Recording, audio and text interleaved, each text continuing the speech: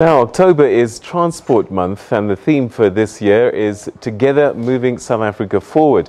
Emergency Taxi, or ET, a South African-born e-hailing service founded by a 29-year-old entrepreneur, Prince Pirikisi, is not only taking on Uber and Taxify, it is now the third e-hailing service in South Africa, but it prides itself in utilizing cutting-edge technology that puts safety of its passengers. Now, Prince Pirikisi joins us in studio to tell us a little bit more about this hailing service. Thanks very much for joining us. Welcome to the program. Thank you so much. So, South Africa now has a third hailing service. What sets you apart from the other two? Well, it's the issue of safety. We have enough safety procedures that we do take for both drivers who are registering and passengers as well who are registering in our system. What does that mean? What happens? Okay, if you've seen, there's a lot of drivers who get attacked and a lot of passengers who get attacked as well. So on our side, we make sure that the drivers are well looked and checked before they start driving for our company. And as well, we've got a call center that monitors every trip 24/7. All right, so I'm standing outside a hotel, I hail ET, so how do I feel safe? You've checked the driver, so you know that he's a good guy, Yes. but what about him getting attacked by taxi operators? Well, we're working together with the meter taxi, so like you said, it's a transport month, so we have roped in the meter taxi as well to be part of the company, to be part of the e-hailing. They've embraced technology as well, so there won't be any more fights from now on.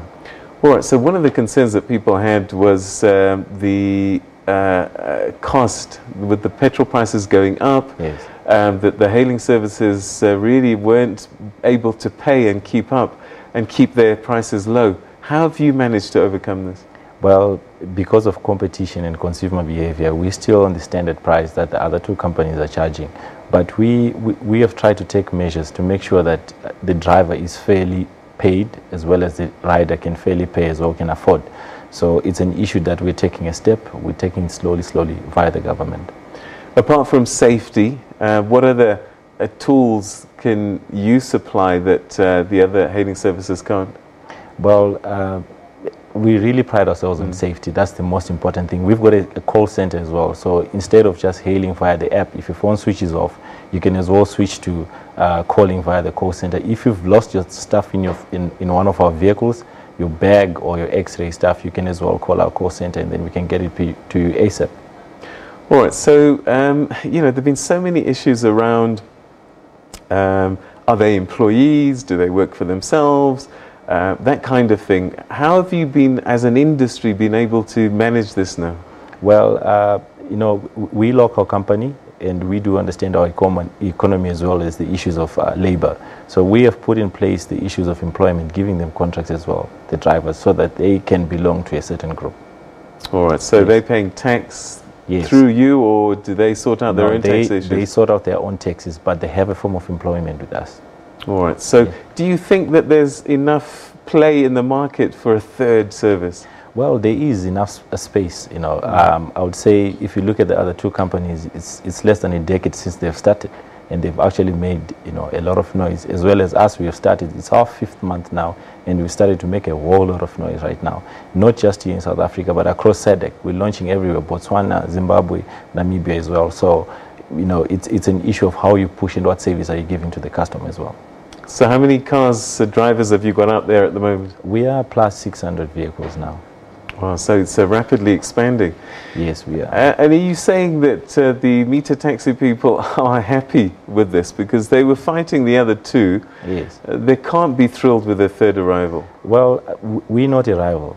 Before we started the company, we went to the pioneers of the industry and said, look, this is technology. We cannot fall back. We are facing now the 4th industrial revolution now of technology. So we have spoken to them. They have embraced technology. So yeah, we're moving together with them. No, but how are you moving together? They've still got these old cars, Yes. still charging much more than you, and they still have to be phoned, and they still have to pick up people outside a train station and so on. How is it that you're together? Well, if you look at our company, we've got 2 systems that you can hail we've got the e-hailing system, and then we've got the hailing system. So we're accommodating everybody. That's number one. Number two, we have a system where we've put in program now that the drivers need to start changing their vehicles to new vehicles. So we have a company that we are in relationship with. You know, the meter taxi were not working before. There was not enough money to put in their banks. So we have tried to find the funding for them so that they can be able to access vehicles as well. So are you suggesting that you're actually bringing in the meter taxis into your operation? Well, to be honest, it's not us bringing the meter taxi. They're coming on their own? Yes, they're coming on not just to say they're coming on their own, but this is their industry, and we had to take a step to go to them so that we can start working together. So one of the things that I've seen is sometimes these cab drivers sometimes use the e-hailing service, and then sometimes they switch it off and pick up rides. How are you able to manage that? Well, like we said, we've got a call center. You know, like the other two companies, they normally, based on just letting the system work automatically. We actually have a 24-hour call center where we've got dispatchers who check the vehicles. So if there is a ride or if there is an issue with the passenger, we quickly know. Yeah. And you can tell straight away if a car has deviated from its course. Yes, we can. What do you then do?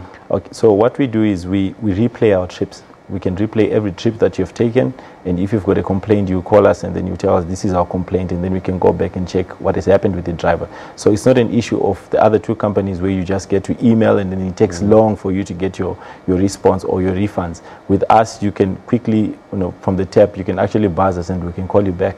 And is there someone I can actually speak to? Because that's the other thing, that you can never get through to anybody. Yeah, we have dispatchers, 24-hour and 3 shifts. So they work 24 hours.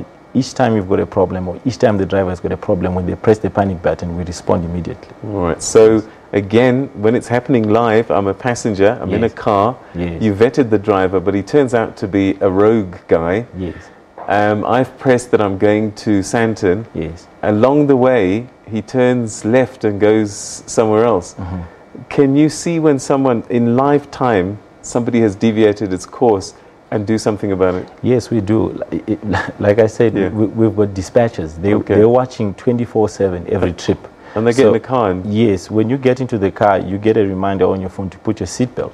From that moment, when the driver starts the trip, we start monitoring trips. You know, there's thousands of trips that happen, so each operator has got their own zone that they look into and check the drivers if they're deviating. So each trip shows you the direction from pickup to drop-off. If the driver takes a left hand from the route, and then we give him a call quickly. Wow. Okay. Yes. So, and you're expanding into SADC? Yes. Is there enough traffic? I mean, Namibia is tiny. Yes.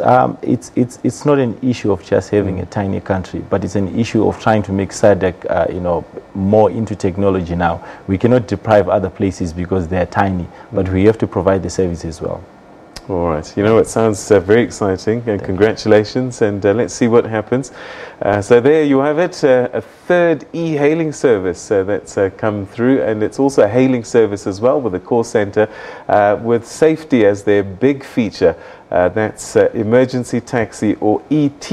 And if you're from Zimbabwe, you probably know why that expression ET. Those were the taxis that we used to climb into the back of when I was much younger.